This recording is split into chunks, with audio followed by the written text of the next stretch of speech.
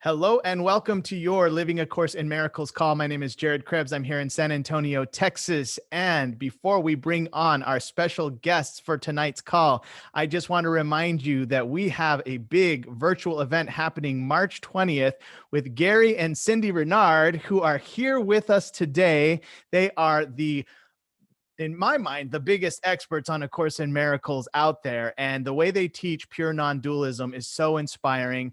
And I just want to, first of all, start by welcoming you, Gary and Cindy. Thank you so much for taking time out of your busy schedule to be here today. And welcome to the call.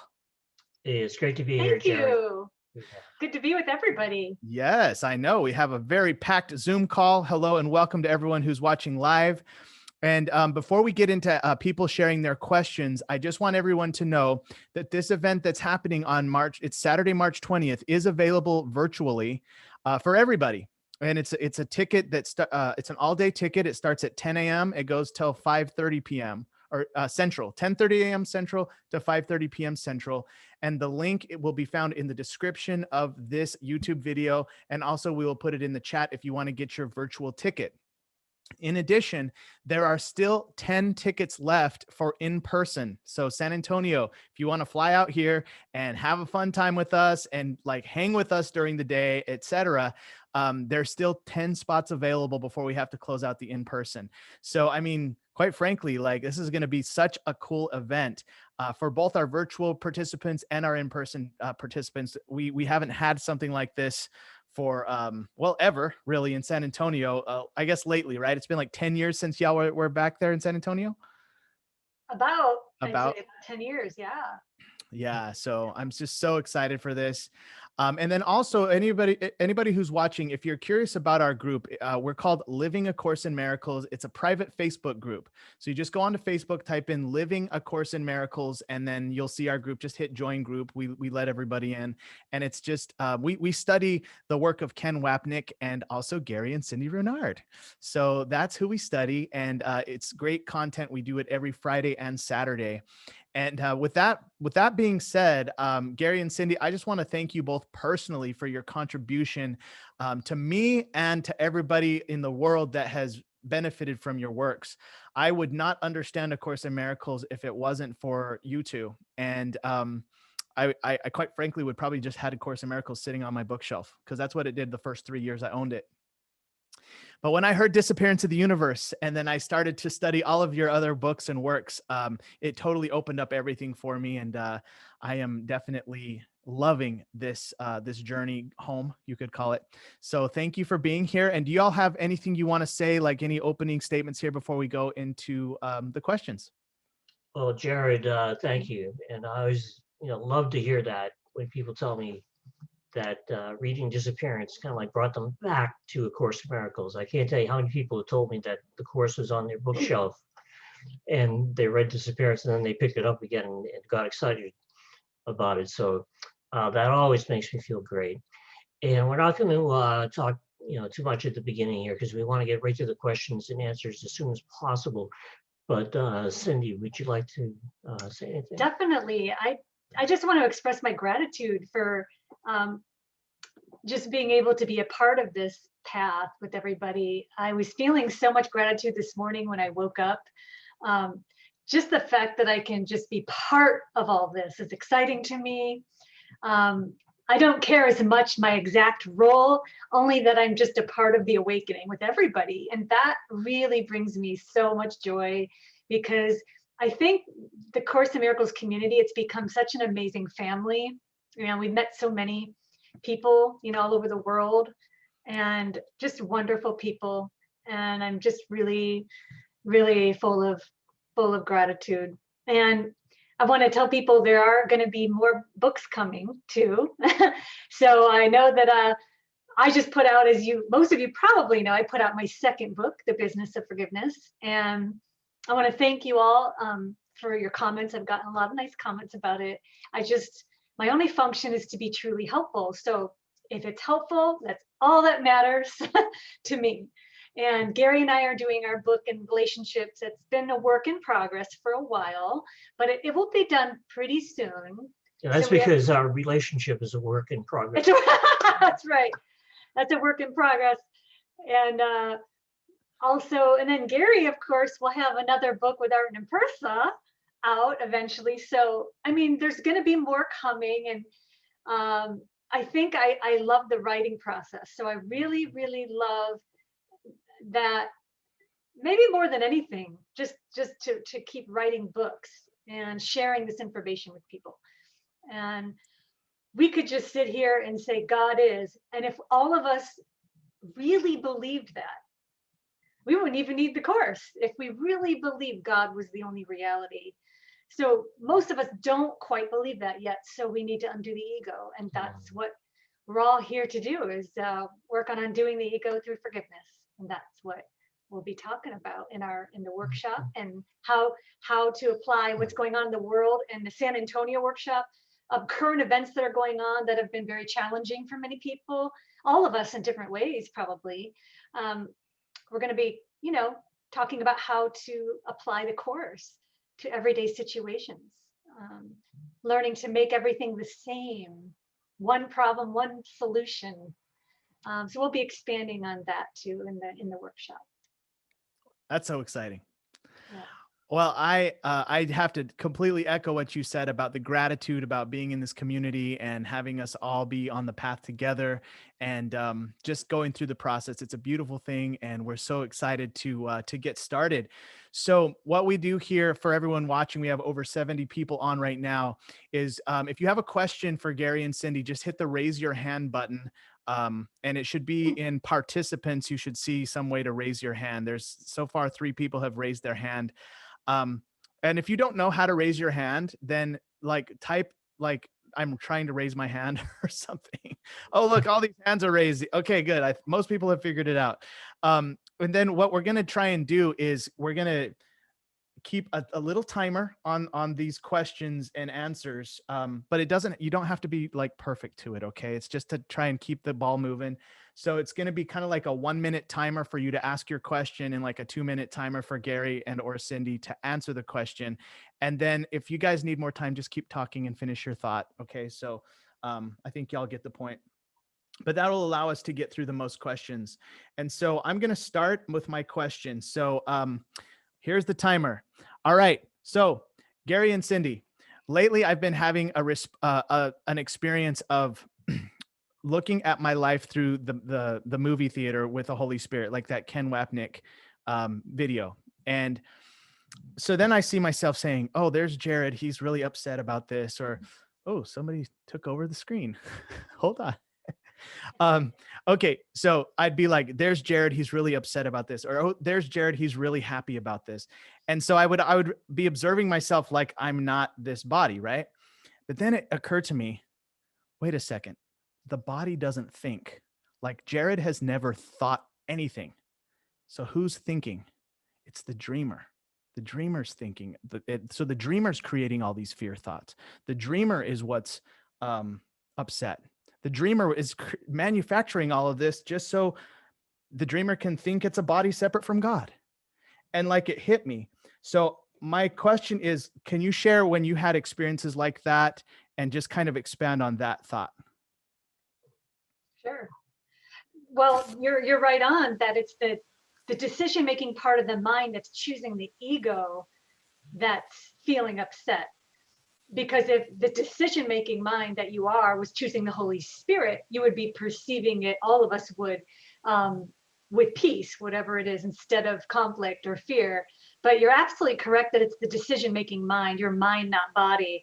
But it's the part of the mind, decision-making, the decision maker choosing the ego's interpretation that gives us that experience that we believe we're bodies and that we're reacting to it as a body.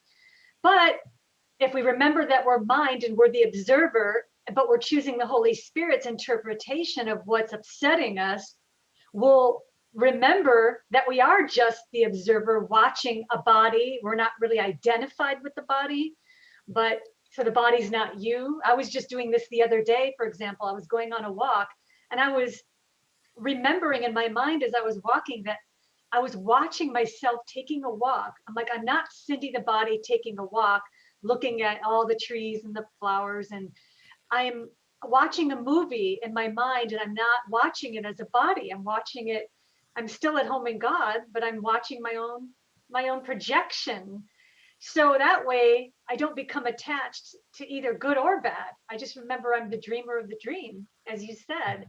And that way I'm not attached to any of it. And then I'm, working my way towards, if anything did come up that disturbed my peace, the more I practice that, I'm already in that frame of mind that I'm the observer. That way you learn to identify more and more, with yourself as the Holy Spirit sees you, as mind, but a mind that is nothing less than God, perfect, whole, and innocent. And you can walk, there's a way to walk the world as that observer. So that way, that's the way to practice not being overly identified with form and with yourself as the body.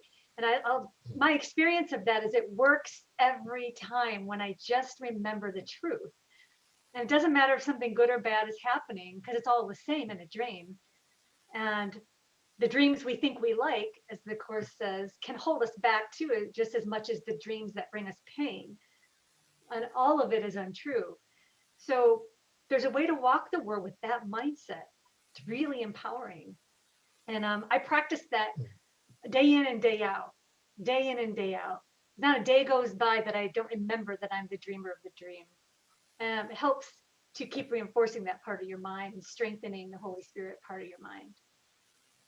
Thank you. Yeah. Jared, what you said, it kind of reminded me of this quotation from the Course.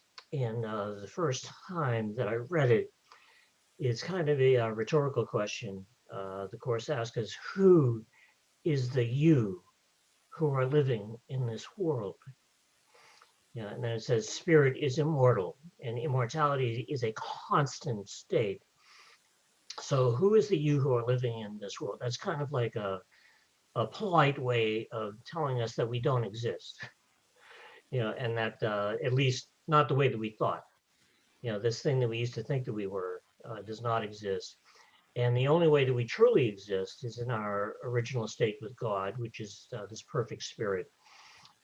When Cindy was saying at the beginning, God is, I think that a lot of Course students, they don't have any problem with the idea that God is, but I do think they have a problem with the idea that nothing else is, that only God is and that nothing else is. So it's really hard when you appear to be living in the world to wrap your head around a purely non-dualistic philosophy. And it can be kind of disconcerting. That's why in the way that we forgive, in the way that we look at other people, and thus ourselves, it's important to remember to replace the idea that they don't exist and that you don't exist with something. And you have to replace it with the truth. And the truth is God. So it's fine to recognize that we're illusions and that it's a dream and that we're the dreamer and all that, but we have to take it one step further. We have to replace that with the truth of what we really are and where we really are. And whenever we do that, we're kind of like reminding our own unconscious mind of our true reality. Thank you. Beautifully said. Thank you both. All right. Next question goes to Eli Davey from Winnipeg, Manitoba, Canada. Yes, thank you, Jared. And thank you, Cindy and Gary, for being here and introducing me to A Course in Miracles that sat on my shelf for 10 years. Anyway, my question is, I know it's all part of the illusion reincarnation, and I've asked others this question, but I'm getting a puppy and I feel like we've been together before. So I wondered, could you talk a little bit about them reincarnating? Because I really feel like I've been with this puppy before. Oh, well, animals like people often, within the dream, often reincarnate within the same families over and over again. So it's very likely that you have the same animal yet coming back to you. Example would be our Luna that we have, our cat. She has been in our family over many centuries. Oh. And yep, and before Luna was our cat, she was incarnate as my sister Jackie's cat. And then she came in about 5 or 6 months after Jackie's former cat passed. Luna came in And we found out she was the same soul essence. Wow. Yeah. So absolutely. And animals do come back, oftentimes with the same people, just like people would come back sometimes in the same soul groups. Thank you. Thank you, because I often will think of her and call her by her other name. So I'm sure I know which pet she was. Thanks so much. And a cat and Yeah. a dog can switch roles. A cat can come back as a dog, you know, they can, doesn't mean they're always a cat or always a dog. They can change form, just like people can. Yeah, do that. and Luna was also with us 3,000 years ago in Egypt. Wow. And, you know, the ancient Egyptians believed that cats were gods. And so Luna God used to being treated like a god, and she still expects to be treated like a god. And she is. And yeah, that is true. Animals will return sometimes to the same families and the same people. And they're learning in their own way from the Holy Spirit. The Holy Spirit knows how to speak their language. And they're actually evolving into perfect love the same way that people are. It's just that we don't think of them that way because we think that we're special as human beings. But the truth is that animals are evolving into perfect love also. Okay, thank you so much. Wow, I did not know that. My wife would be happy to hear this. All right. Thank you, Eli.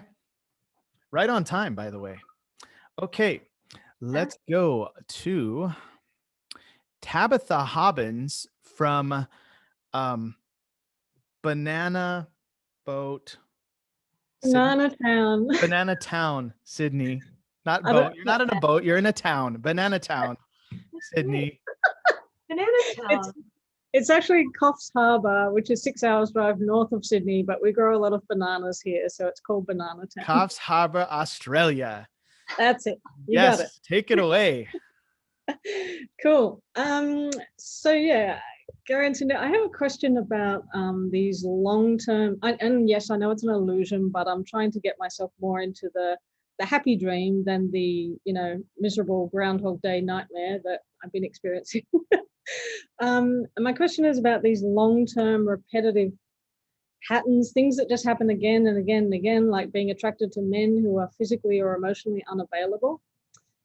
Using the course to get like transcend this, is it just about inviting the Holy Spirit in and forgiving everything around that situation to transcend that? Or is there something else that I need to be aware of? Because I'm just done with it. Well, you know, I think many people are kind of like drawn to relationships that aren't going to work because in their unconscious mind, they feel guilty. And so they don't think that they deserve to be happy.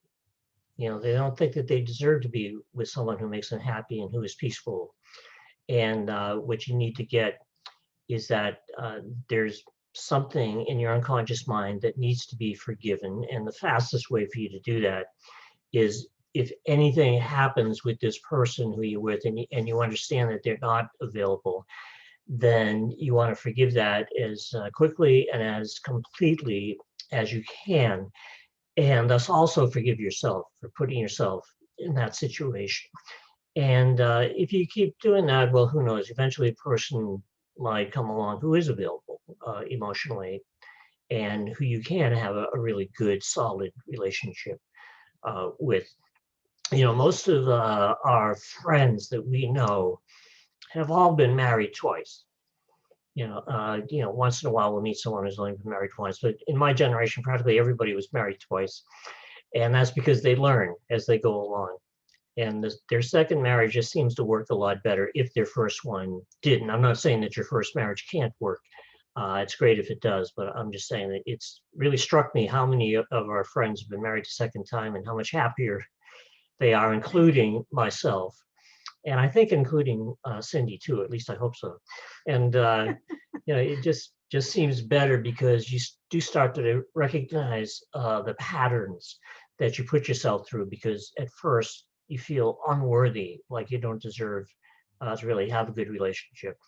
But through forgiveness, you learn along the way that you do deserve to have a good relationship, and you probably will too. I'll just add a little bit too to that is I don't know one relationship at all, any relationship that's really perfect. So you could be in any relationship, and usually there's always something that will come up, no matter what it is. And the Holy Spirit would say, well, let's just use this, as an opportunity to, right, to forgive if something comes up that disturbs your peace, and remembering that, it's your projection. So the key is to ask yourself to how can I be more emotionally available? In other words, since it is our projection, there's no one really out there. What is it within me that feels this sense of, lack, that I can't seem to reach this person? So it's really about also self-inquiry and going within and asking yourself, how can I be more available to myself? In what way what needs to be forgiven within myself? And then work at that level too. And along with everything in our relationships are, according to the Holy Spirit, are to be seen as opportunities to undo this idea that we believe that we're guilty and that we're sinful. So it can be really, really be a helpful thing when you're in a relationship where there's issues, if you're using it for that purpose. So it doesn't have to be negative. In fact, nothing is really good or bad. As Shakespeare said, it's our thinking that makes it so. So you could actually look at this neutrally and just ask yourself, well, how can I see this differently? How can I perceive this person differently? And then watch what happens, see what happens, because it's really more about your mind, not even about the other person. It's about how you're perceiving him, rather than how he's behaving. Because it can really, really change things, shift things in your own mind, and put you in a place of power where you can be at peace regardless of how that person is behaving. Yeah, cool. Thank you. That's very helpful. Lovely. Thank you, Tabitha. Okay, let's go to George Speckert from Dallas, Texas. Take it away, sir. Hey, can you hear me? Yes. Hi, you guys. I wanted to try to put a microscope on the second forgiveness step, the one where you look at something with Holy Spirit. I'm not exactly clear how that works. Am I imagining that I am Holy Spirit looking at it, or do I imagine that I'm sitting next to Holy Spirit in a movie theater watching my life on the screen, or do I ask Holy Spirit to show it to me? How exactly do you do that second step? Well, I like the movie theater analogy. I just think of it also as being in my mind, because the Holy Spirit is in my mind with me, and I can choose to listen to the Holy Spirit or just keep going with the ego. When I listen to the Holy Spirit can tell me, look, none of this is real, including that person. And the reason that you were upset was because you were making it real. And the reason that's true was because if you weren't making it real, then you wouldn't be upset. So it's kind of like when I say looking at it with the Holy Spirit, it's more like thinking the Holy Spirit's thoughts instead of the thoughts that you would have if you were just, going along with yourself or the ego, which are pretty much the same thing when you're not looking for the Holy Spirit in your mind. So it's really about the way that you think. And I just kind of like look for the Holy Spirit, feel the Holy Spirit in my mind. And the more you learn right-minded thoughts and the right-minded thought system of the Course, the more likely you are to remember the thoughts of the Holy Spirit. And when you do that, then you can take the next step, which is you're saying, okay, I'm forgiving that person because they haven't done anything, not because they have done something, but because they haven't done anything. And now I can think of them as being this pure divine creation of God that they really are. And it's okay to also recognize that if you think of that person that way, that is how you will come to experience yourself. So it's okay to be a little bit selfish when it comes to this, because ultimately there's only one of us, and we're all going to be returning to that state. But when I say looking at it with the Holy Spirit, I mean thinking with the Holy Spirit. What helps me too in this process is as soon as I remember that everything, the world, including people, anything that appears to be outside of us, as soon as I remember it's all within me, there's no outside, period.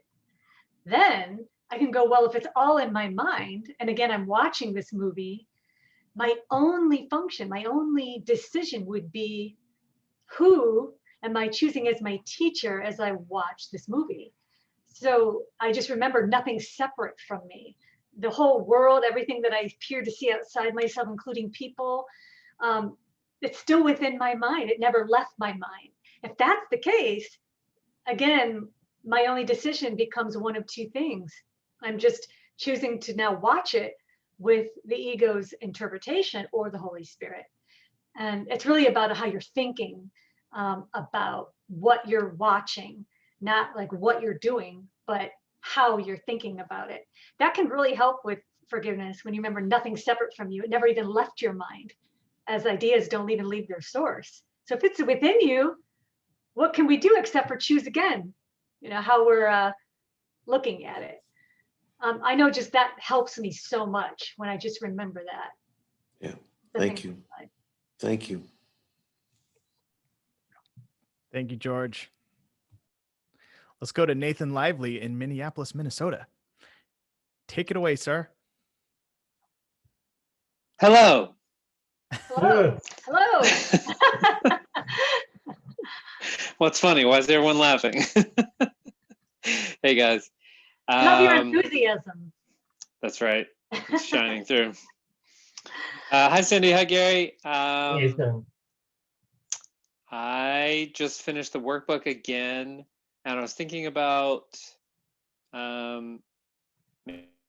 maybe reading Disappearance of the Universe again before I go back and start over on the text again. So I don't know. What do you guys think about the order of books and maybe anything else that I could look at in between?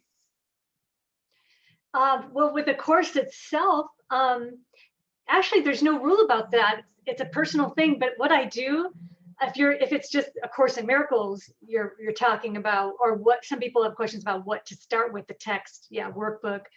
I actually often, recommend people look at the Manual for Teachers and Clarification of Terms first, because it just gives you a whole foundation of what all the concepts mean and what certain terms, how Jesus is defining these terms in the course. When you have that foundation, then when you go through the text or the workbook, it doesn't matter what order, at least you have a little bit of a backdrop. You have some understanding of how Jesus is using those terms. So I just recommend that, but that's not a rule or anything like that. But I think it's very helpful to read the whole manual and the clarification of terms before you do any course material, really. Yeah, and when it comes to my books, you can read them in any order. They're kind of like non-linear. I've talked to people that have started with all different books, including the fourth one, and it works in any order. Although, if it was up to me personally, I'd say go with Disappearance first. But the truth is, you can do them in any order, and it'll be fine. I would just recommend that you ask the Holy Spirit. I try to ask the Holy Spirit in anything that I do like that. What would be best for me to do next? What would be the most helpful thing for me to do next? And sometimes I don't get an answer right away, but maybe I'll wake up the next morning and I'll have a thought in my mind and be like, oh yeah, that's what I should do. So that works pretty good. Great. All right. Thank you. Thank you, Nathan. All right, let's go to Amy Peck. Where are you calling in from, Amy? Hi there, I'm calling from San Diego, California, or Escondido, actually. Hello, Cindy and Gary. I just wanted to let you know that I've finished all your books in the last 9 months, and it's definitely been a huge paradigm shift. And I wanted to specifically ask you, Cindy, if you were still doing private counseling? Yeah, it's an ongoing practice. So absolutely. Anytime. Okay. I did send a note through your webpage and I hadn't heard back. So I'm wondering if I have the correct, I'm wondering if I have the correct email or if you could share your email? Did you went through my contact page on my website? Yeah. Will you try again? If not, yeah, try that again. Usually that does work, unless I missed it.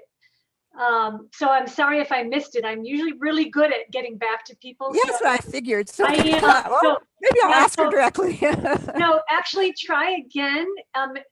If it doesn't work, try, I'll give you another email to try. CINDALU70@yahoo.com. That could be like a backup, Okay. but try the other and I'll get back to you. Well, that's your email address. So Yeah. anyway, I wanted to thank you both for the material that you've put out, and it's definitely changing my life and the way I perceive things. Well, we're having a really good time doing it. You realize when people say where they're from, it's like almost every single time that they say where they're from, I've been there. You know, like in the last 18 years, no matter where you say you're from, it's like, oh, I've been there. And it's just been a really good time, really blast to go to all these places, meet all these people, and be able to share the course with people. I can't believe it. Ever since the first book came out 18 years ago, I don't know how many places I've been to, but I do know that whenever, even like Manitoba, you know, somebody says, "Oh, I'm from Manitoba." Oh, we've been there. You know, it's always like that, and it's a lot of fun. We've been to your area too. Yeah, of course, Sure. San Diego area. Yeah, and if you want to come back to Escondido, I have a beautiful studio space that can host some people, and we can gather again in person. Oh, Keep that in nice. mind. That sounds great, Thank you know, you. because we're just getting back into doing workshops live. In fact, the one that we're doing in San Antonio, that'll be our first live workshop in over a year. So, you know, that's going to be fun to get back into it. Yep. Thank you, Amy. All right, let's go to Kristen Wu in New York City, Manhattan, I believe. New York City. Hi, Gary and Cindy. Hey, Hi. Kristen. You don't look like you're in New York City. Yes, my wish. Anyway, thank you, Gary, for all your books. I love them so much. And thank you for introducing me to the course. I like 12 years ago, I read Disappearance of the Universe, and it's so great. Oh my God. And it helped me. I mean, I was not going to study the course because in the beginning of your book, it sounded sort of religious, so it turned me off a little. But as I kept going, it's just so awesome. I couldn't put it down. And I've read your books many times over, all 4 of them, and also Cindy's. I bought yours last year, and they're so awesome. Thank you for introducing me to the course 12 years ago, and you know, because of your books, I think I can understand the course. I'm not saying I do, but at least it never went on my bookshelf. So thank you so much for that. And Thank you. Gary, I think I met you. I mean, I know I met you when you came to New York. Do you remember Roger or Roger? Of course, Rogier Van Vlissingen. Yeah. So I was in a study group with him this summer, but he got busy, so I joined Jared's. But anyway, yeah, I met you when you came to New York, and it was so great meeting you. I'm sorry I didn't get the pleasure of meeting Cindy at the time. I'm sorry I missed that event. Yeah. We haven't been to New York that much for workshops. I saw you guys the second time when you were at Penn Plaza. That was a little crazy, that one. Oh, But that was, okay. but anyway. But I just wanted to thank you for your books and introducing me to the course. It's my pleasure. And yeah, I've been in there, New York City 3 or 4 times, but not as much lately. You know, I've since I moved out west, I think I've done more things in the western part of the country than the eastern part of the country. But I would like to get back there again. Yeah, one day. Yeah. But I mean, whenever any of your books come out, I just drink it up. Like, you know, I read it all in one day. I can't. It's so good. And I also listen to all of Do you remember Jean Bogart? All of it, Of course. one after another. I couldn't stop listening. I can't get enough material even now, Gary. So if you guys but actually I do have a question. I don't know if you can answer it. Do you know if Persa went to or is going to the University of Chicago? Because my son goes there and it would be such a hoot, such a kick for us if that's what it was. Huh. I never actually asked her the exact name of the university, so I'll have to do that. Hmm. Okay. Hopefully she'll be willing to give that information out. Well, I'm the University of Chicago because that's a really prestigious college, university. Yeah. See, they don't like to give too much information about that because then they think that people will be looking All for that. right. Okay, makes sense. Yeah. That's right. I actually forgot about that. They don't give too much. They give just enough, but not too much. But well, that'd be interesting, though. Yeah. Yeah. Anyway, thank I you hope to guys. meet you in person sometime. Yeah, I love you guys so much. And then, anyway, Love- yeah, thank you for everything. Love you too, Thank you. Kristen. Thank you, Kristen. All right, let's go to the man, the myth, and the legend, Christian Stanberry from Calgary, Alberta, Canada, the host of the Saturday Call as well for our group. Christian, take it away. Hey, thank you very much for that wild and crazy introduction, Jared. Always, my man. Hey, Gary. Hey, Cindy. Good to see you again. Hey, Christian. Hey. Hey, guess what? We've been to Calgary. Awesome. Yeah, I didn't get to see you in Calgary, but I did see you in Lethbridge. Oh, Yeah. cool. That's right. All right. Yeah, again, thanks for everything that you do, all the content that you create, like online, both for free and also your monthly classes are just amazing. And I do have a ticket for the virtual event in San Antonio, so I'm really excited to see that as well. Great. Recently, you did like a YouTube podcast with like Gabriella Illy, and the subject matter was cancer. And recently I've been doing some video discussions on my Facebook page about cancer. And even though your monthly classes this month are about the equality of miracles, and that there is no order of difficulty in miracles, would you perhaps make some specific comment about cancer? The theme has been reoccurring lately, and it could probably be helpful for a lot of folks, of course.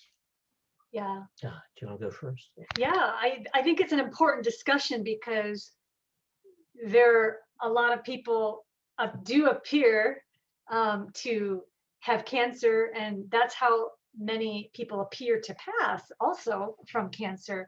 And I think it's important to remember as a course student, if you're a course student, the course is so beautiful because it really is giving us another way of looking at something that we would judge as being more difficult or harder to overcome than something else.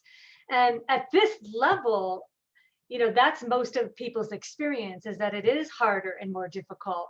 And so if as a course student, there is another way to look at it. And it's really helpful to be able to have something to practice that actually tells you that all of it still falls into the same category. A cold and cancer are equally illusory. That would be the course's perspective. It wouldn't say that. It doesn't mean we shouldn't follow our guidance or go to the doctor.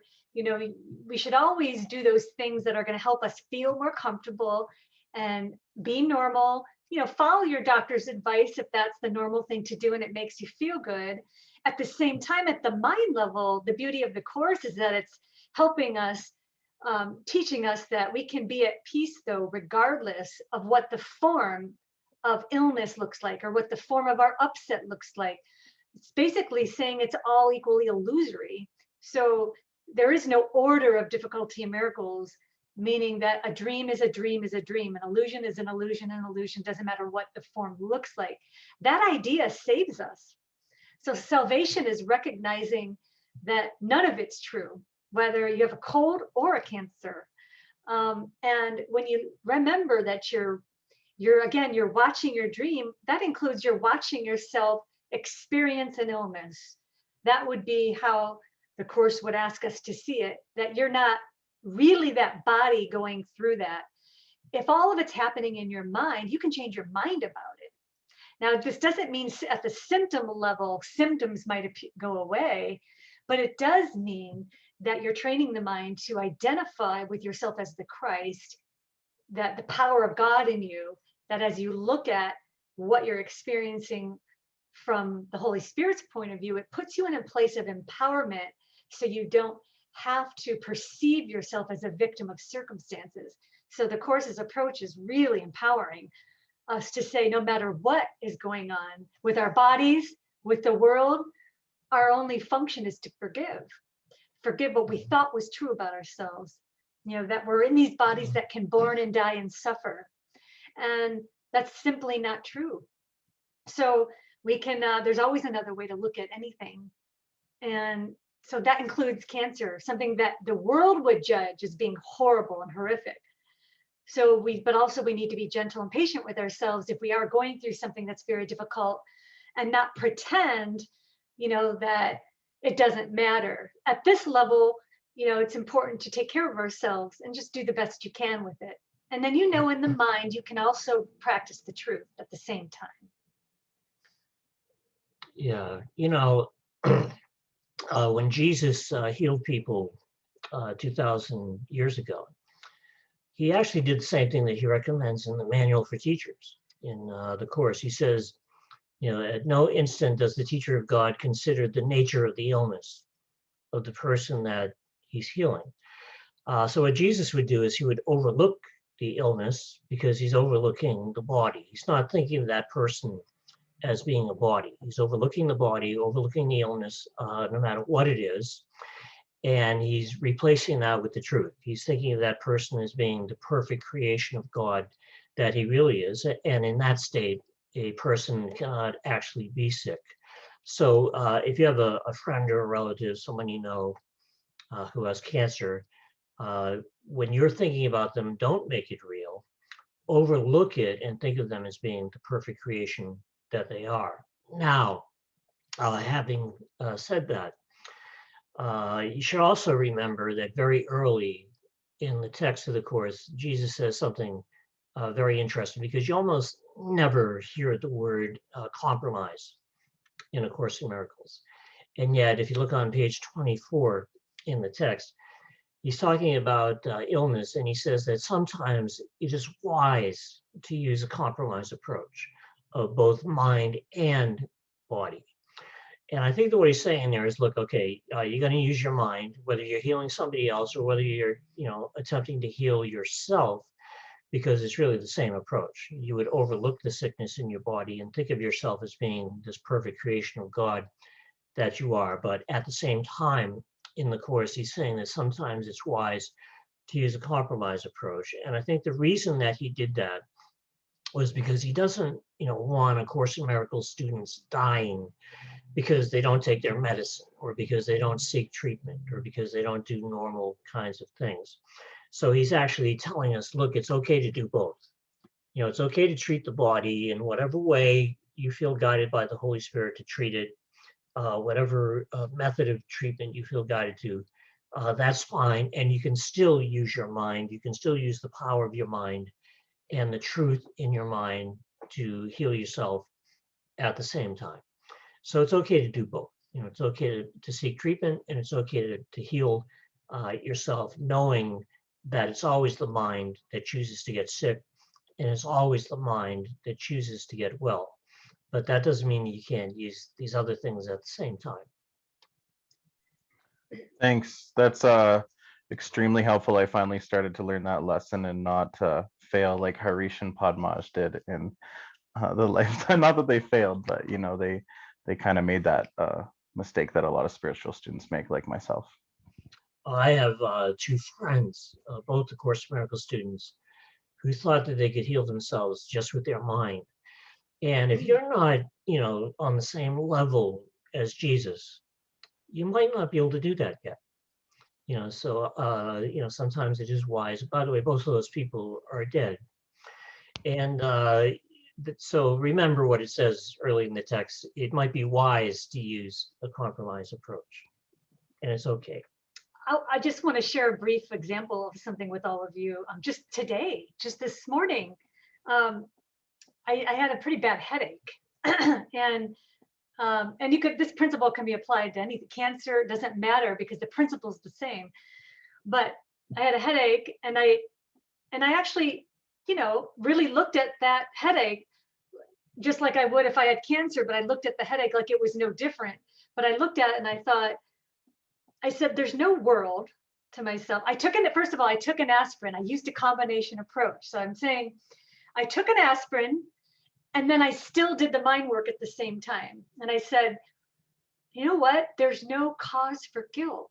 No matter if it's a cancer or a headache, guilt is what causes all forms of separation, which includes bodies, illnesses, sicknesses, whatever form pain takes. It's all the same. So I reminded myself, I said, Jesus, Holy Spirit, I turn this over to you. There's no cause for guilt. Why? There's not even a world. If there's no world, how could I be guilty? If there's no world, I just must be making this up. And then I thought, how silly is that? There's no cause for guilt because the world has been forgiven. The world was corrected in an instant. So my only function is to choose the correction. And as soon as I just remembered that, but I didn't deny myself at the level of form, that which would maybe help me feel better. So I took an aspirin at the same time, didn't judge myself for taking an aspirin. I just said, this is, my mind believes this will be helpful. So I took it, but I also remembered to turn it over to the Holy Spirit. I do this with anything having to do with body issues, not just a headache, but I just mean anything. But the point is, you just remember, wow, there's no cause for guilt because there's no world, there's no me. So I must be making this up. And this pain is a dream I'm having in my mind. And if there's no cause for it, it's kind of silly to identify with this pain. So Holy Spirit, I turn this completely over to you. Later on that day, I started just to feel more empowered, and I felt better and better throughout the day. Sometimes the symptom will go away. Sometimes it won't, but the point is you're still doing the work anyway. That the point is that you're still turning things over to the Holy Spirit and not doing it on your own, practicing forgiveness, and let go of the outcome, that the symptoms have to disappear. As soon as we're attached to an outcome, we've made the whole thing real again. So it's really about joining with the Holy Spirit, but letting go of the idea that we even know what's best or what the outcome should be in any circumstance. Yeah, and when it comes to making it real or not, the Course even does that with death. It's talking about the teacher of God in the Manual for Teachers. And it says, they see the dream figures come and go, but they are not deceived by what they see. So it also applies to death. That person was never really a body, and they never will be.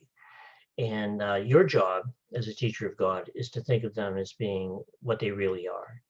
And nobody dies, nobody ever can.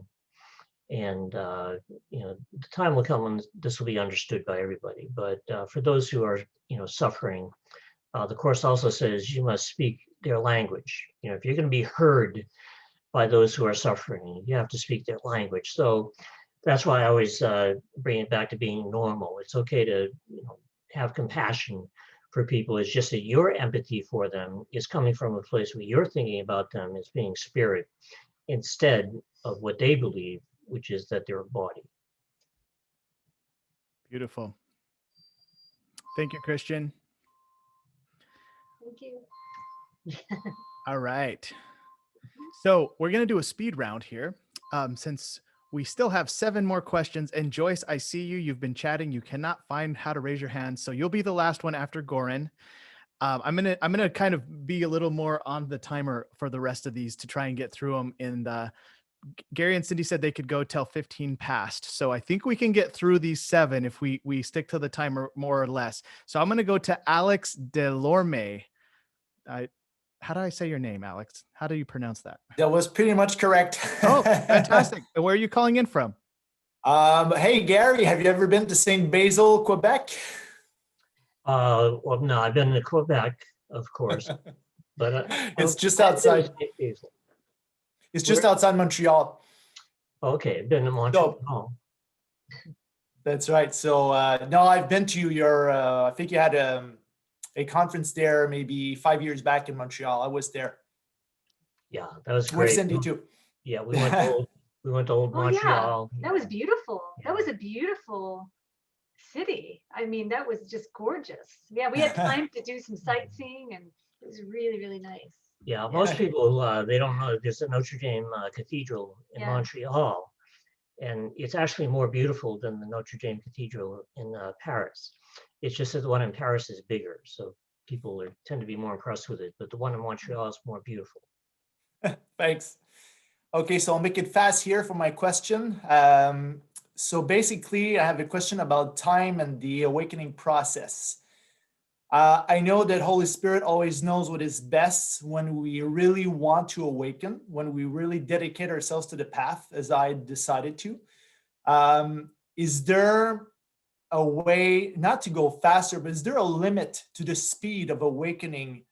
Like, you know, of course, without going into stress or making it real by forcing things, you know, is Holy Spirit knows like there's a limit to what we can do to go as fast as we can in the awakening process? Is it like a set thing, or is it like, I know there's dimensions in time and all that. How I don't know if you can understand my question.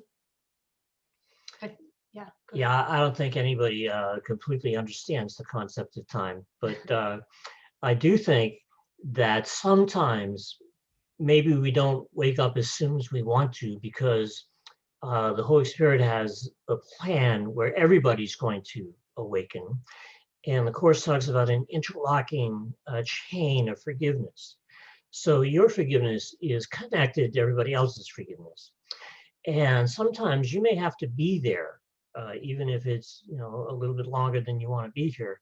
You may have to be there in order to help other people, in order to point other people in the right direction, which is what Jesus is doing in A Course in Miracles. And he was doing the same thing 2,000 years ago. But he didn't have to be there. I mean, he was already enlightened. The reason that he was there was to point other people and eventually point us in the right direction.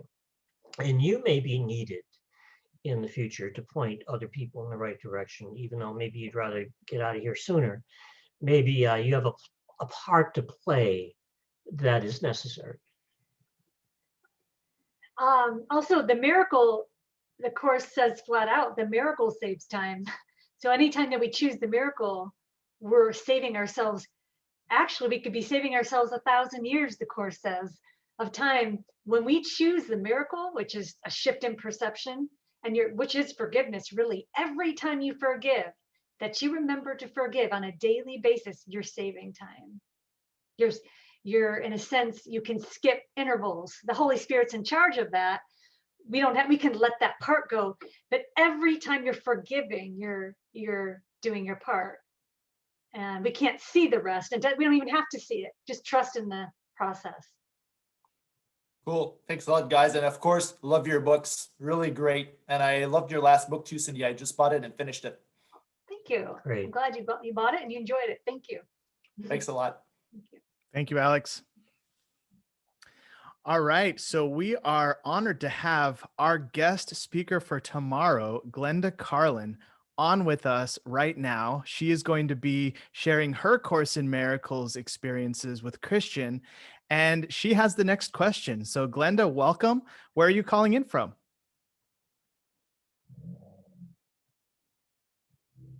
Sorry, I forgot to unmute. Hi.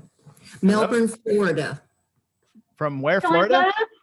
Melbourne, Florida. Okay.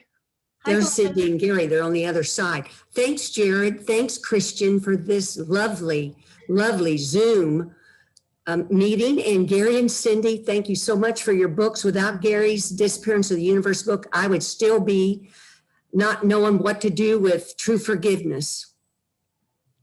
Without that at all, I'd be lost. But anyway, it wasn't the right time for me to know it, but it happened. Now, the question I have is, I don't know how to ask it, so I'm just it's a refining question. In Manual for Teachers, it talks about that the mind is the activating agent for spirit. Due to true forgiveness, me doing my forgiveness work, then Holy Spirit could heal my unconscious guilt that I didn't know was there. So then my mind got purified enough that I could have no thoughts to see the clear, invisible, real world that's here, the purity and innocence that's here. Now, sometimes I see it just in front of me and the forms are in the background, but other times I focus my attention behind my head and put Glenda in the movie.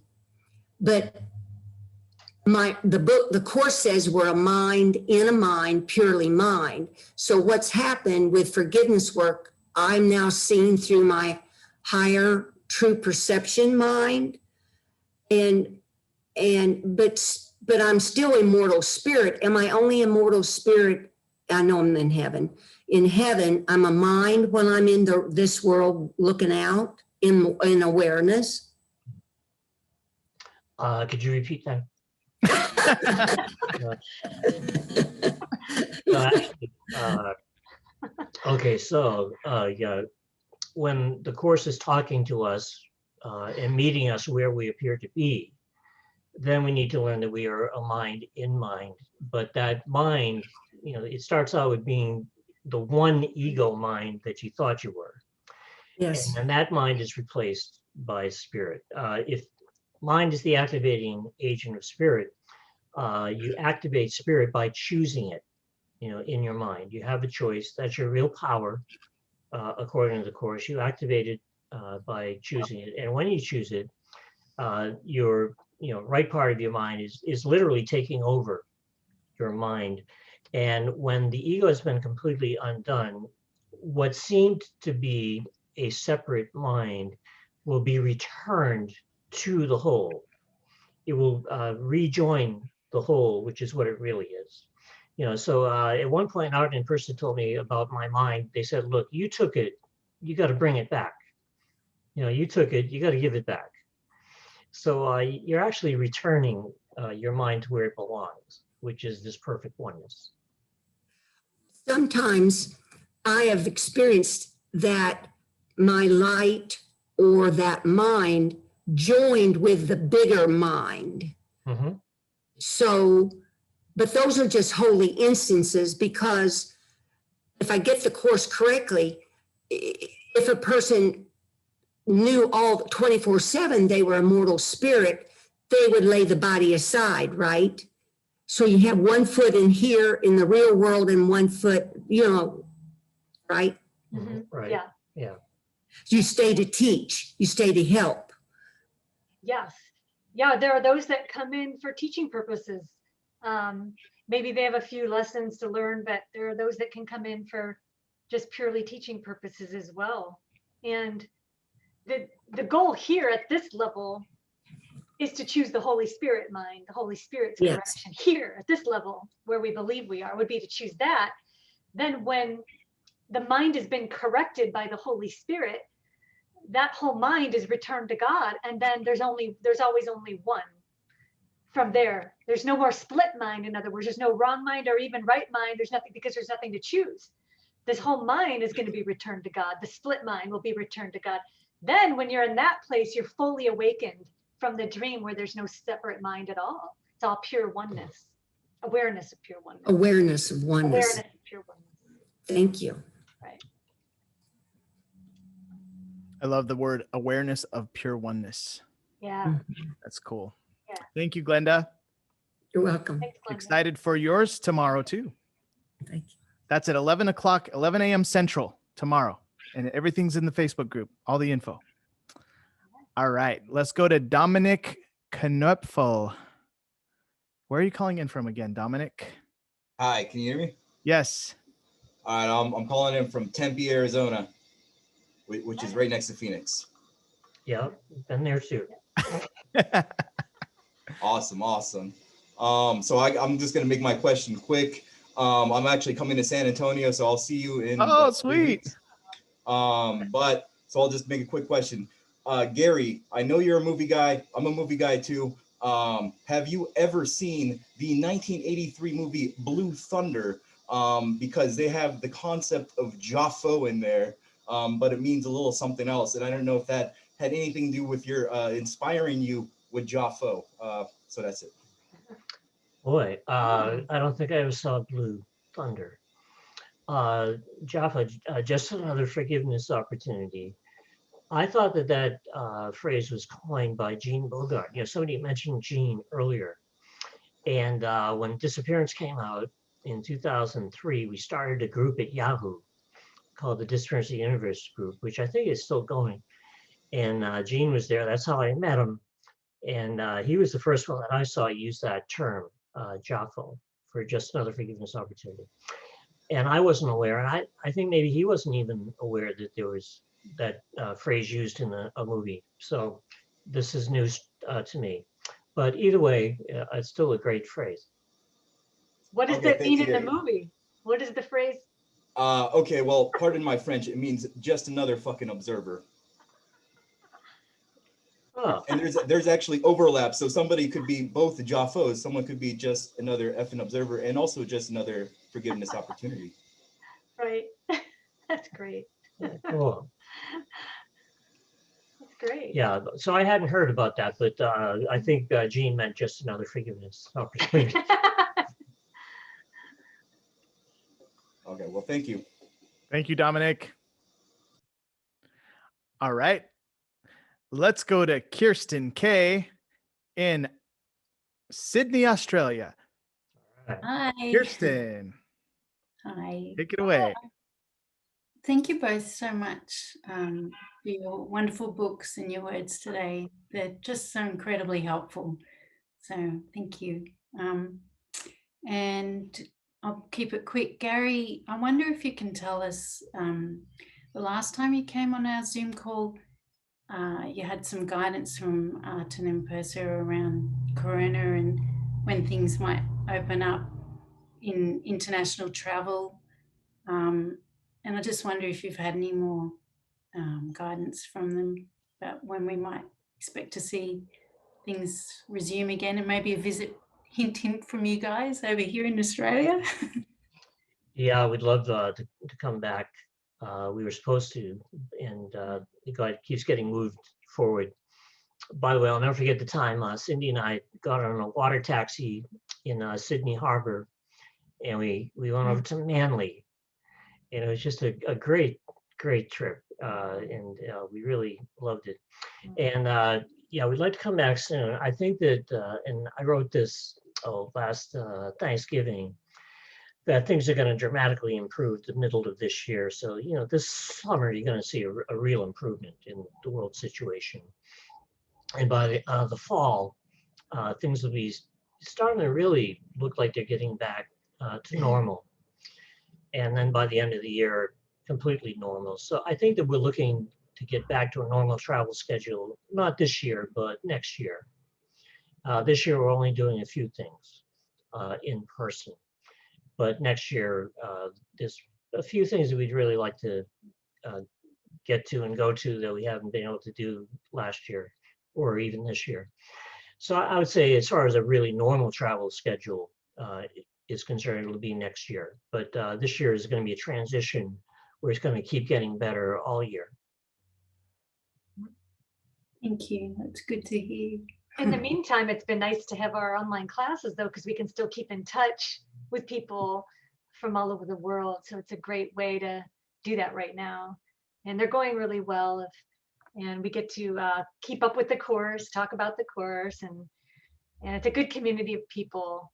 So we're really enjoying that right now. So what a blessing to have the internet, you know, when you can't travel. So because we can still do our teachings, you know, and stay in communication with people. So that's been really nice. Absolutely. Yeah. And reminds us all like that we're still connected. It's a good reminder, even if we can't be there in person, we're still all one. Thank you. Yeah. Thank you, Kirsten. Okay, let's go to Matt. Not sure which Matt this is. Hey, what's up, Jared? How are you guys doing? Oh, there we go. Hey, Gary, hi, Matt. Cindy. Where are you calling in from? The Outer Banks, North Carolina. That's right. I remember you. Have you been there, Gary? No, I've been to North Carolina, but I don't think I've been to the Outer Banks. You should I check have it out. I have an aunt Nice and place. uncle who used to live in Durham and Raleigh. Both of That's them. I used to live in Raleigh, so yeah, Really? it's a Yeah, it's good, yeah, it's beautiful a good little there. area. Oh yeah, Yeah, I've been to Raleigh, Durham. very cool. Good deal. So let me get started here. So God, I remember Gary mentioning that Ken Wapnick said a good course student is a bad course student that forgives himself. And so I have been having a hard time getting through the lessons, getting motivated to do the lessons, getting motivated to read. The Saving Grace is me finding your book back in, I think it was 2010 maybe, and reading through all your material, you know, all your content. I mean, thanks to Jared and this stuff right here, Living a Course in Miracles group, even though I don't always get on it because he records it, I watch on YouTube, and just the repetitiveness of just how to forgive.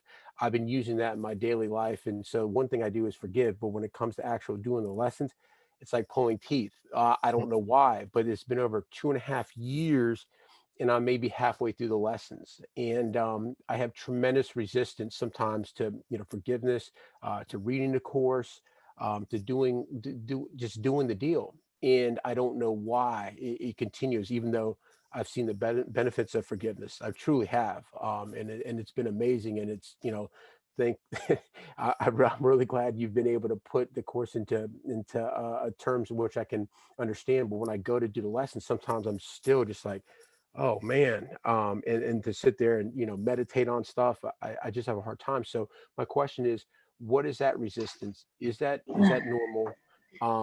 And is that something I can work through, and to really start to study the course? Because I wish I was just motivated, like boom, ready to eat it up, like I do your books. So can you give me some feedback on if that's a normal thing and what I need to do?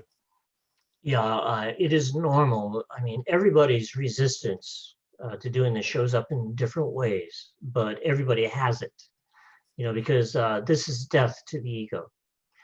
And on some level, the ego senses that, and the ego will come up with literally 1,000 different ways to trick you into not doing this.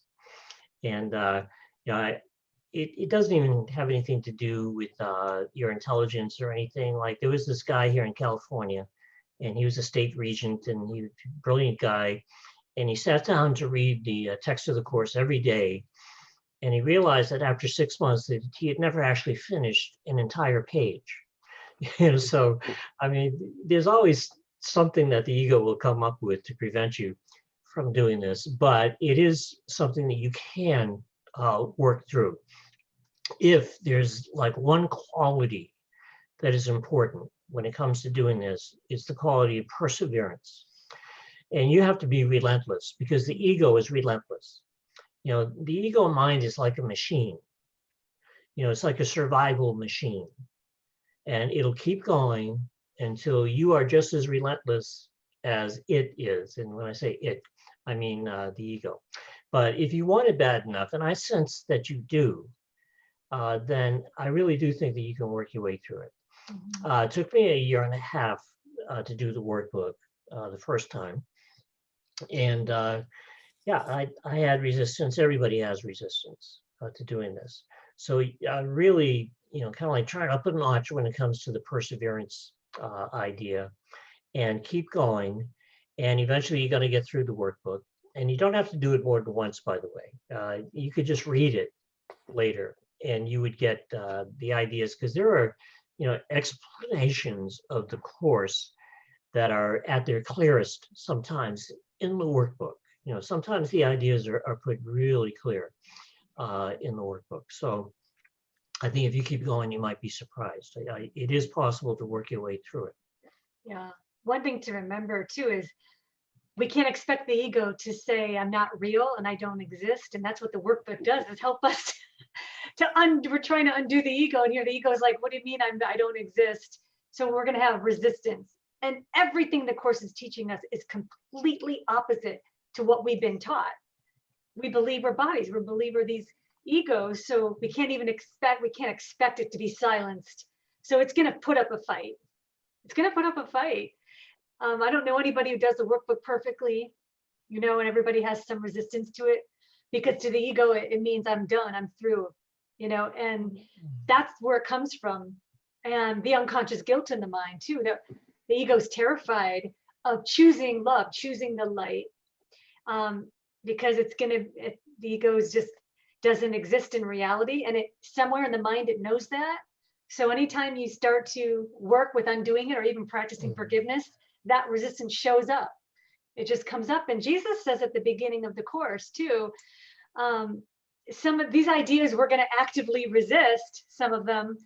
All we need to do is, we don't even have to believe in these ideas. He says, just do your best to apply what we're being taught, and it will show you that it works. But we don't even necessarily have to even believe, you know, what's being said. Just sort of, he's saying, just sort of do them as you're asked, the best you can, and work your way through. And then it'll show you it works. And, you know, like Gary said, I agree, perseverance. You know, you can, you know, the ego is very loud and it always speaks first, but you can also learn to train the mind to have, right, to choose the Holy Spirit. You have just as much power to choose that voice than as you do the ego. It's just a matter of retraining, refocusing.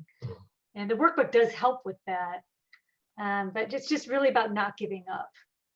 Yeah, and Matt, when it comes to doing a workbook lesson, when you started, don't forget to ask the Holy Spirit for help in doing that workbook lesson. The Course says that you are not asked to dispel your hallucinations alone. You know, so you're not doing this on your own. You know, ask the Holy Spirit to help you with that workbook lesson. And as you go along, you may find that it gets easier. Very cool. Man, I really appreciate that. That helps me a lot. I'm not alone in this, so that's cool. Thank you, guys. Great. Heck no, you're not, Matt. That's right. Thanks, man. Yeah. It's Joyce's turn. Joyce, you made it. Can you unmute yourself? And where are you calling in from? I'm calling from Taiwan. Have you been here, Gary? I have been to Taiwan. That's a surprise. I did a workshop in Taipei. Oh, I missed you. I've been following you over 10 years. I'm so excited right now. I cannot believe I'm actually talking to you for real. Well, kind of real. Yeah, yeah. Well, I've only been to Taiwan. I'm tearing up, actually. Cool. Yeah, we've been to mainland China twice. Yes, I know that, but I can't go there.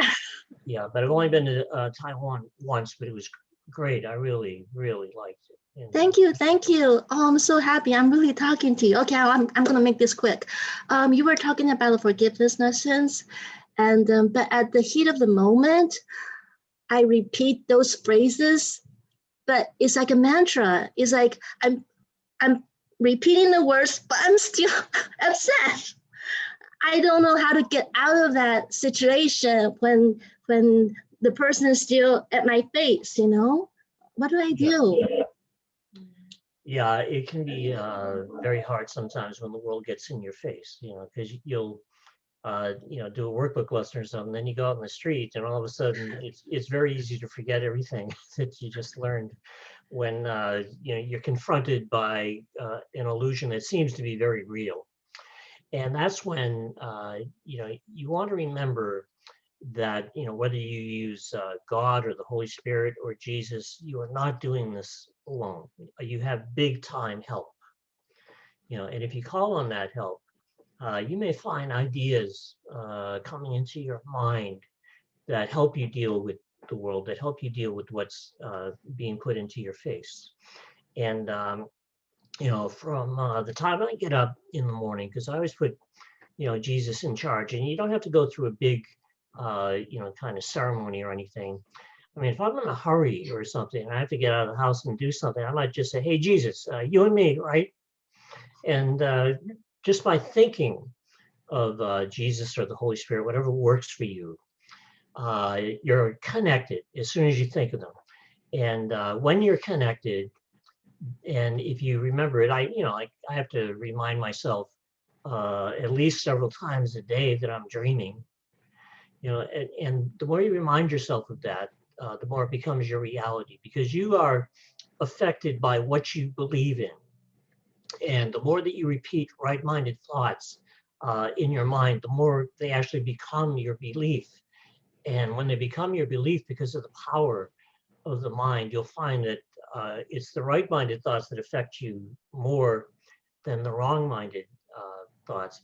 And eventually you'll get to the point where the world will still try to get in your face, but it's going to have a more difficult time affecting you because you're being affected by what you believe in, which is the truth, instead of the world.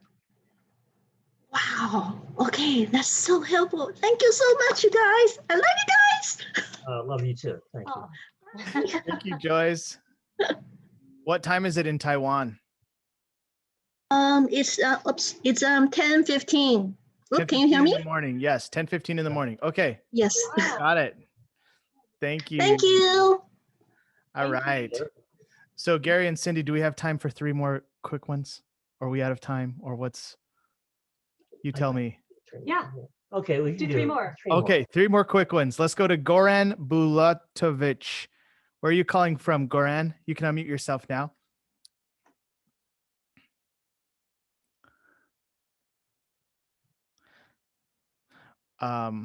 Okay, well, let's go to Ian then. Goran, let us know if you can unmute yourself for the next call or the next question. Ian Rupan. I muted myself. There you go. You made it, Goran. Go ahead. Thank you. This is the first time I'm using a mobile, and I'm on a Zoom session, so a little bit of technical difficulty, I guess. You're doing great. Where are you calling in from? Anyways, hi guys. I'm in Hi. Czechoslovakia. Where? It's actually past 3 a.m. here, so. Ah. Anyways, I was hoping to ask Gary a question. My life hasn't, I wish I spoke to you guys on a better occasion, but my life hasn't been that great lately. For the last 2 years, everywhere I stayed, and when I say stayed, I mean more than a month, I had problems with my neighbors. They would start banging on the walls of the room where I lived. And this repeated, it was quite systematic. They were disturbing me on purpose, I think. And, relentlessly, day and night. And on 2 occasions, the police was called and they investigated, but they indicated it was my fault, that I was hallucinating. So I would like to ask Gary if it is possible to ask the masters, am I suffering from a clinical paranoid schizophrenia, or have I attracted psychopaths in my life? Well, it's, I know it's kind of a dark question, I wish. No, it's okay. You sound pretty lucid, so that suggests to me that those people probably really are banging on your wall. And sometimes, like, if there's just one of you and a couple of them or whatever, they can convince the police that you're the problem when you're not. That's actually a pretty difficult thing that people have sometimes. They have problems with their neighbors. And if you're not careful, it can escalate and get out of control. So, it may not be convenient for you to go someplace else, but if it is, there's nothing wrong with, just kind of like avoiding a problem sometime. And at the same time, you want to practice forgiveness no matter what. When you hear that banging on the wall, try to forgive them, because people, when you're doing the course, people are still going to act crazy sometimes. And that's probably, not going to stop.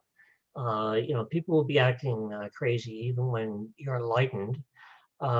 Jesus had to contend with, psychotic people during his lifetime.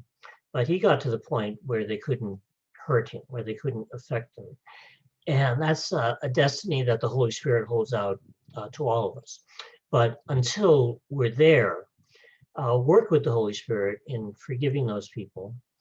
And the situation may change, it may not, but the important thing is that you're changing, that you're realizing the truth, that you're awakening, that your awareness is increasing, and you're getting to the point where it'll get harder and harder for these people to have any effect on you whatsoever. Yeah, Goran, I would also just suggest just as a reminder too. Yeah, always practice seeing people, because it benefits the whole sonship with spiritual sight. So no matter what's happening or how crazy people appear to be, really practice seeing them as not a body, not an image, but perfect spirit, whole and innocent. Seeing them as, as Jesus is teaching us to see, look past the form, which really just means how you're thinking about people. That body he's not really a person, and he's really calling out for love, or whoever or whatever's going on. If someone's not expressing love, they're calling for it, calling for help. So if you see that, then you can move into a place of compassion and forgiveness a little bit easier too. No matter how insane behavior appears to get, when you're sticking with the truth, that's all that really matters. And then sometimes the outside picture can shift, sometimes it doesn't, but that doesn't matter. What matters is you're returning your mind to a condition of peace, which affects the whole sonship in a positive way, and it heals the whole sonship. So, can you hear us? Thank you. I've been trying. Yes, I've been listening to you. I've been practicing, and I try to. It's very difficult when somebody does it so relentlessly, and I think purposefully. Anyways, I've been trying to practice forgiveness because there's nothing else I can do. I cannot move out. I have a really good question for the both of you. I think it's one of the 4 books, but I'm not 100% sure. There is a mention of a healer who stands on a platform and stares at people. Am I correct? Yeah. What was the question? There's this guy, he calls himself. Can you tell me which book? Which book is it?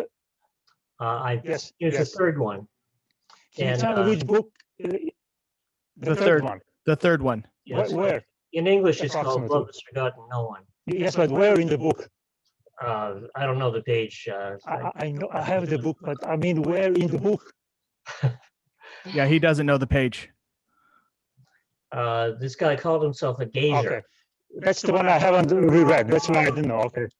The gazer. Yes. Right, and he would get up in front of the audience, and he would just stare at them. He never said anything, and he would just look all over the audience, and he would gaze at them. And some people, because of the power of the mind, they would think that they were healed, and that he was doing it. Of course, they were the ones who were really doing it, because you heal yourself. But I joked about it because I thought, boy, I really missed my calling, because I could have just gotten up in front of people and not said anything and just stared at them, and it would have been so much easier. Wow. Christian found the page 171. Page 171, Goran. We have to go on to the next caller. Okay. Thank you again. Thank you, Goran. Okay. All right. Thank you, guys. Thank you. Bye. Okay, let's go to Ian Rupan. I guess we'll just make it fast. You had a lot of good questions in the chat. Ian, what's your top question you want to ask? You're our second to last question.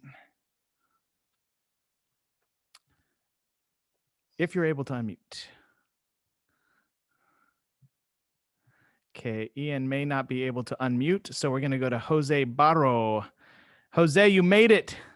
What's your question? Hello. Where are you calling in from? Can you hear me? Yes. Oh, great. Because my laptop took me out of the session like 3 times.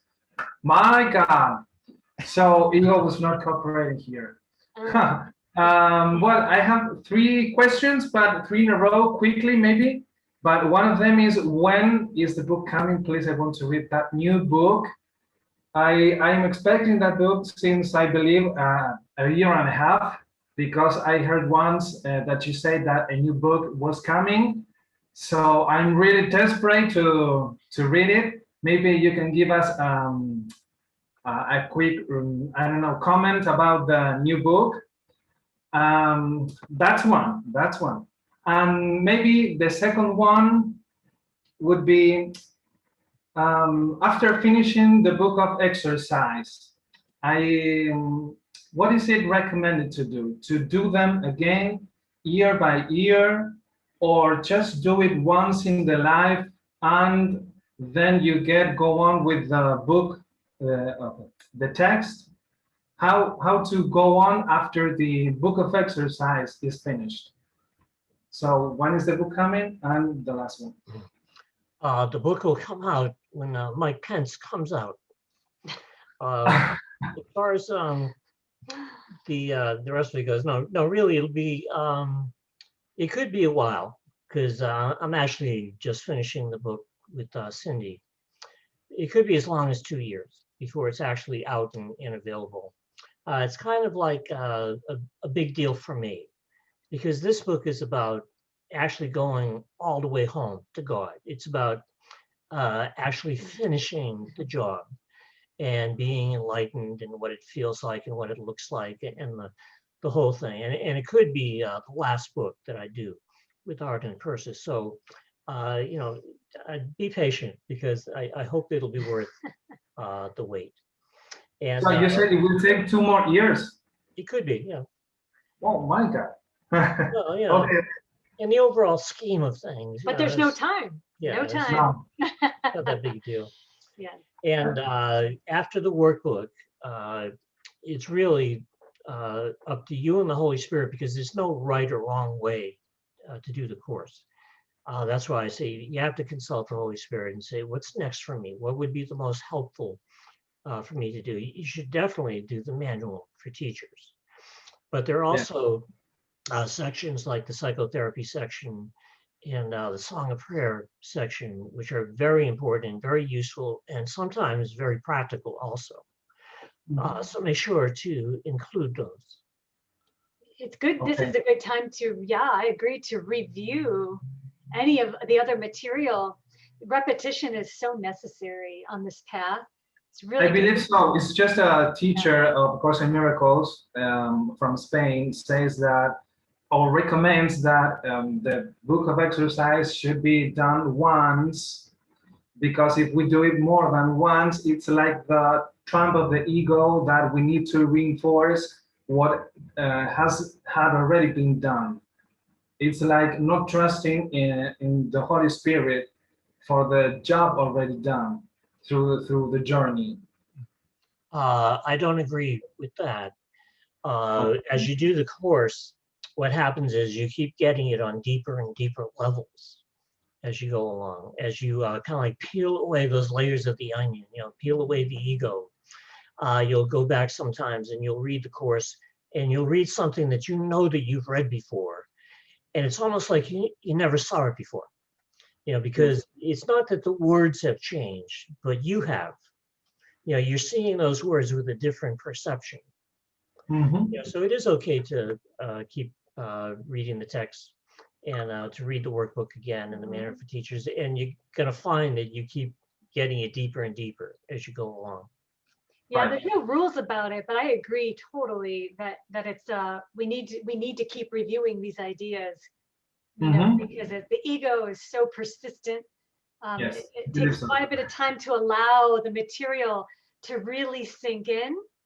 And as Gary said, haven't most of us experienced, you've already read something once, but when you read it again or again, you keep getting it at deeper levels and you got something deeper than you did before. It's a whole different experience sometimes. So it's really necessary, I think. Okay, well, thank you for the clarification. Thank you so much. Sure. Love you guys. Love you. Love you too. Thank you. Thank you, Jose. Last question is Ian Rupan. He typed it in the comments. He says, Gary and Cindy, in your book, In Love Has Forgotten No One, it says that underwater energy turbines will supply unlimited energy in this century. Is that still on schedule for the century? Seems like we need it now. Can we put out a collective thought form with blessings of the Holy Spirit to materialize that energy source? I think that is one possible scenario. Sometimes as the world goes along and more people become enlightened, then things change. We can even change dimensions of time. So that's something that's definitely going to happen in one of the dimensions of time, whether or not it'll be our dimension of time now, because things do change. It's like somebody like Elon Musk could come along and decide to do that, and it would get done, and it would probably get done faster than we could realize today. Like he's doing these things he calls them, that go underground, they're kind of like tubes that go underground, and they'll be able to get you from Los Angeles to San Francisco in a half an hour or an hour at the most. And you know, he's the kind of guy, he doesn't just think of things like that, he actually does them, you know, like SpaceX and stuff like that.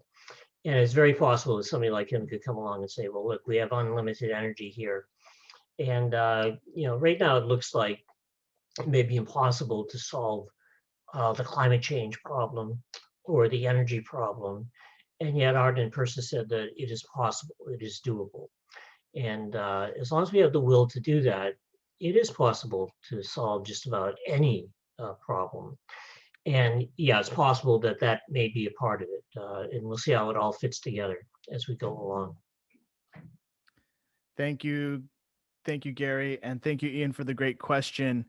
Well, we've made it to the end of all the questions. Oh my gosh. Wow. Wow. Thank you, Gary and Cindy, for staying extra 15 minutes. We really appreciate it. We got everybody's questions in that way. It's beautiful.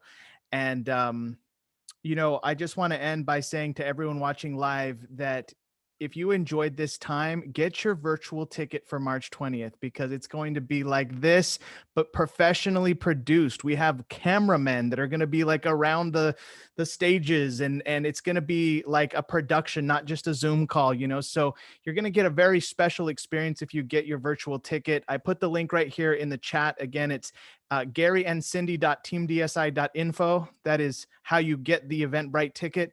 That will also be posted in the Living A Course in Miracles Facebook page. It'll be one of our top posts, so you can get your ticket. And there's still 10 tickets left. If you want to come out to San Antonio, we can fill it to like 65 people. And we basically have about 55 confirmed in person.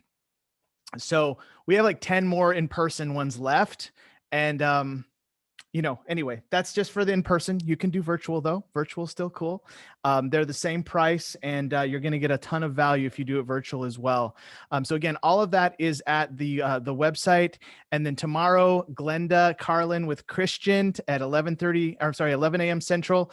And then our very own Sue-Ann Knobloch, one of our awesome members, is being featured at 4:30 Central on, we'll post this, but it's called Kevin's Morning Miracles Meeting. And so I had to give a shout out to Sue-Ann as well, because she's awesome. So we'll post that. And I think that's it for announcements. I want to thank you all again for being on tonight. We had everybody stay on pretty much for the whole hour and a half. So amazing. And Gary and Cindy, what is your final message for everyone watching? Wow. Well, you know what? Stay persistent. You know, forgiveness has so many benefits that we just can't see. So I think we need to trust in the process, that sometimes we don't see the results of when we're practicing, so we think it's not working. Let that go and really know and trust that the Holy Spirit is always working on our behalf. Every time we step up to the plate and practice, it's always doing something. So it has benefits we just can't see. So just stick with it. Yeah, that's right. Like, you know, if you really want to achieve the goal of the course, you have to want it very badly. You know, you have to have that motivation, and only you can supply that motivation. You have to really want to awaken from the dream. And if you do really want it, then the perseverance will be there. The desire will translate itself into determination to really do this no matter what. And when you get to that point, you have to succeed, you know, because the Holy Spirit is there with you, guiding you. And if your mind has really decided to awaken, then the Holy Spirit will get you there. The Holy Spirit will get the mind to where it has to be in order to awaken.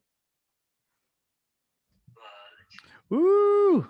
Sorry, I was recording that for Instagram. That was great. Well, Gary and Cindy, thank you again for taking time out of your busy schedule to spend this time with us tonight. It has been enlightening, to say the least, and I always love this time together with you. And I cannot wait to pick you up from the airport in a couple of weeks and be hanging out with you and doing this awesome event for our in-person people. And again, our virtual audience, join us and we will keep it going. So we're going to end the call like we always do. I want you all to unmute yourself and say thank you, Gary and Cindy, and have an awesome night. Thank you, Gary and Gary and Cindy. Cindy. Have an awesome Love you night. both. Thank you. Thank you. Thank you. Thank Bye. you. Bye, Gary. Bye, Cindy. Bye, Jared. Bye. Thank you. Thank you. Yeah. You. Thank you, Gary and Cindy. Thank you. Have an awesome night. Bye, You everyone. too. You Thanks, too. everyone. We'll see you soon.